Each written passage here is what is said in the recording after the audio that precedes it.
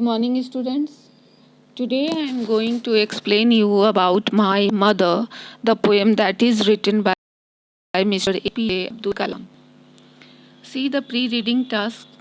God could not be everywhere, so he made mother. What does this statement mean? Is the comparison between God and mother justified? Share your views with the class. भगवान हर जगह मौजूद नहीं है, इसलिए उन्होंने माँ को बनाया। इस स्टेटमेंट से आप क्या समझते हो? क्या भगवान और माँ के बीच में जो कंपैरिजन है, क्या उसे सही बोल सकते हैं? Yes, it is correct. A mother is the beautiful world of a person, isn't it? A mother gives us constant hope and strength in times of need. So, you all know how much a mother is important in our life. So, in second question, the word mother brings up certain emotions in everyone. Think of some words that you would like to associate with this most wonderful creation of God and write them in the web chart below. यहाँ पे एक web chart बना हुआ है. You have to write some of the words that describes your mother. You can write, आप लिख सकते हो अपनी माँ के बारे में. She is supportive. You can write supportive, respectful, lovable, forgiveness, be patient, role model. In this way, you write अपने माँ के बारे में यहाँ पे डिस्क्राइब करना है. कुछ शब्द लिखने हैं जो आपके माँ को डिस्क्राइब करते हो. So write in this box. Now I want to explain you about the summary of this poem. Here it is written by Dr. APJ Abdul Kalam. APJ Abdul Kalam was very closely bonded with his family, especially his mother. Hailing from a very poor family, his mother made many sacrifices to raise the children. Mister Abdul Kalam की माँ ने बहुत सारे दर्द को सहा अपने बच्चों को बड़ा करने के लिए. उन्हें जिस समय वो काफ़ी गरीबी से गुज़र रहे थे उन्होंने अपने बच्चों को सहारा दिया, किस तरह से उन्हें आगे बढ़ाया. Hence Kalam has written poems depicting his mother's pain at many times. In this particular poem he describes as to how loved he is to his mother than his rest of brothers and sisters who envy him for being loved more. उनके जो siblings थे वे बार बार बोलते थे कि कलाम जी को बहुत ज़्यादा प्यार उनकी माँ से मिलता है और बाकी उनके जो भाई बहन हैं उनको थोड़ा कम प्यार मिलता है. He says he was only 10 years old and he remembers very clearly how she wept in the night grieving about the pains his son has to endure every day. किस तरह से उनकी माँ रात भर जगती थी. जब वो 10 साल के थे तो किस तरह से वो उनके लिए रातों में उठ के जब कलाम अपने दर्द से रोते थे रात में बैठ के तो किस तरह से माँ उन्हें संभालती थी, अपने बच्चों को किस तरह से देखती थी. The author remembers that all that he is today is because of his mother. For the courage and perseverance that he possesses has been bestowed on him only by his mother. And finally, the author hopes that he meets his dead mother once again on the great judgment day.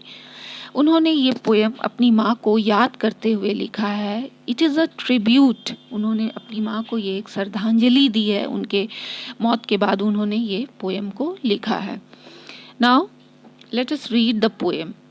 C waves, golden sand, pilgrims, faith, Rameswaram, mosque street, all merge into one my mother. यहाँ पे समुद्र की लहरें, golden sand, सुनहरे बालू, pilgrims faith यानी तीर्थ यात्रियों की जो आस्था है, और रामेश्वरम के वो मस्जिद की गलियाँ, सब एक साथ मिल के उन्हें उनकी माँ की याद दिलाता है. सब एक साथ मिलके उनकी माँ की याद दिलाता है।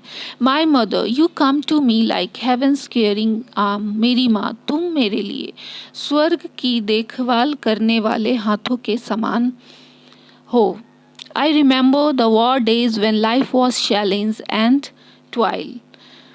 उन्होंने उस ट्वाइल हियर इट मीन्स संघर्ष के दिन, उन्होंने उस समय की बात की जब सेकेंड वर्ल्ड वॉर शुरू हो गया था। उसके बाद वो उस दिनों की याद करते हुए बताया कि उस समय लाइफ जो है, जीवन जो था वो कितना चैलेंजिंग भरा था और संघर्ष भरा दिन था। Miles to walk hours before sunrise.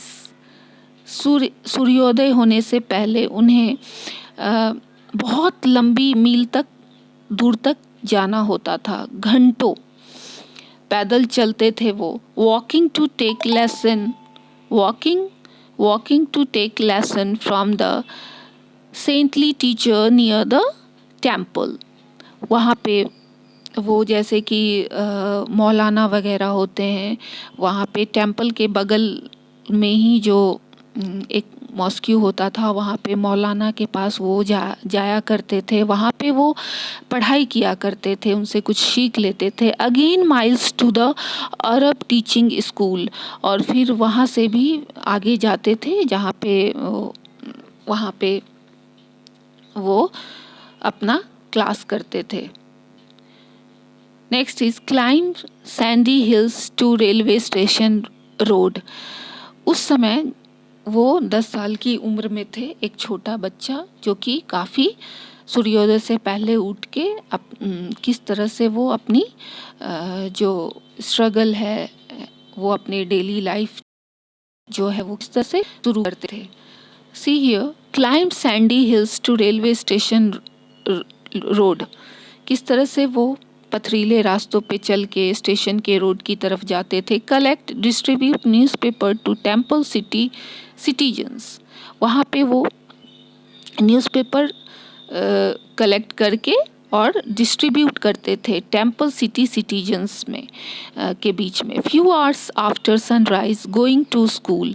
उसके बाद कुछ ही घंटों के बाद मीन्स कि वो उस वक्त काम भी किया करते थे, कुछ पैसे कमाने के लिए वो न्यूज़पेपर डिस्ट्रीब्यूशन का काम करते थे, जो कि वो एकदम सुबह में उठ के फिर वो अपनी पढ़ाई के लिए जाया करते थे। फिर उसके कुछ ही घंटों के बाद वो स्कूल जाते थे after sunrise. Evening business times for study at night. फिर शाम को वो फिर कुछ अपना काम किया करते थे बिफोर स्टडी एट नाइट, और फिर रात में वो पढ़ाई किया करते थे। All this pain of a young boy. ये एक pain here it is meaning, pain से यहाँ मतलब है स्ट्रगल से, कि किस तरह उनका वो जो दौर था वो काफ़ी स्ट्रगल भरा था। एक छोटे बच्चे का ये एक स्ट्रगल था। My mother you transformed into pious strength. किस तरह से धर्म के प्रति जो उनकी माँ का विश्वास था, हियर पायस मीन्स धर्म के प्रति जो आस्था होती है, वो उन्हें आगे बढ़ाने में किस तरह से मदद किया। My mother you transformed into pious strength with kneeling and bowing 5 times. मीन्स जो नमाज उनकी माँ जो पढ़ती थी, घुटने के बल बैठ के ज़मीन पे झुक के भगवान के आगे अपने नमाज पढ़ते वक्त जब झुकते हैं तो 5 वक्त का नमाज उनकी माँ पढ़ती थी। उनके धर्म के प्रति बहुत आस्था थी। For the grace of the almighty only my mother. और मेरी माँ का ये आस्था भगवान के प्रति, ये जो विश्वास है, वही उन्हें काफ़ी स्ट्रेंथ देता था। Your strong piety is your children's strength. You always share your best with whoever needed the most. You always gave and gave with faith in him. Him यहाँ पे हिम कैपिटल लेटर में है।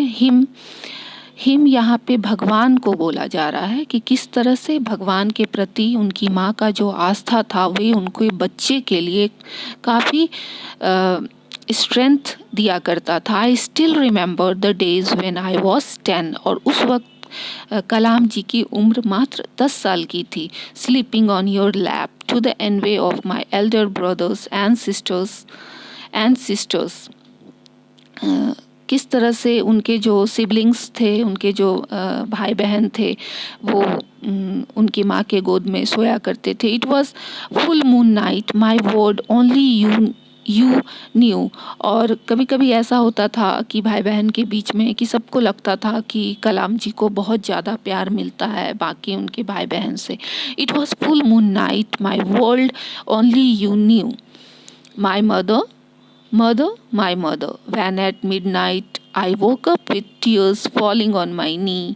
और आधी रात में उठ के जब कलाम जी रोते थे, उनके वो अपने घुटनों के दर्द की वजह से, you new the pain of your child my mother. और किस तरह से उनकी माँ उस आधी रात में उठ के अपने बच्चे के पेन को समझती थी। और caring hands tenderly removing the pain, उनका जो प्यार भरा हाथ अपने बच्चों के ऊपर था, वो उनके सारे दर्द को ख़त्म कर देता था।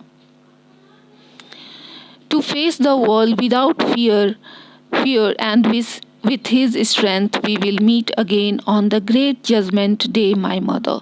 यहाँ पे ग्रेट जजमेंट डे है कि जब जो पवित्र आत्माएं होती हैं, जजमेंट डे बोला जाता है कुरान में, बाइबल में, कि एक टाइम आता है जब सारे पवित्र जो आत्माएं होती हैं वो एक साथ जुटती हैं। यहाँ पे ये बोला जा रहा है कि जब उनकी मदर का डेथ हो जाता है तब उन्होंने इस पोएम को लिखा है। और ये लास्ट में ये बोलते हैं कि एक दिन उनका जो सोल है वो ग्रेवयार्ड से निकल कर आएगा और सब लोग एक साथ मिलेंगे फिर से दोबारा। So that's all the poem is. So students, today you read this poem yourself. Thank you.